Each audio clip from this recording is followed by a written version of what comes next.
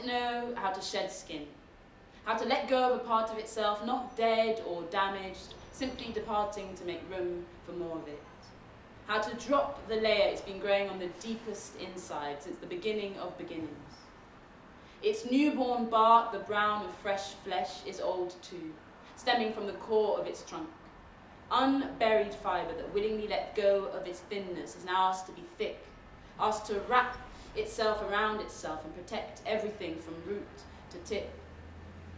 It seems it grows out of its skin and into itself, never crying over the layers spilt, rejoicing instead in the stretch marks left by the departure. And the birch will not be rushed. Its ancient patience means bark might wait 140 summers to see the sun. And still, it does not beg to know when light will kiss its outside.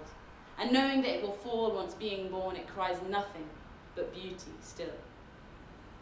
How did we learn to make paper from trees and miss entirely how to be still and unrushed?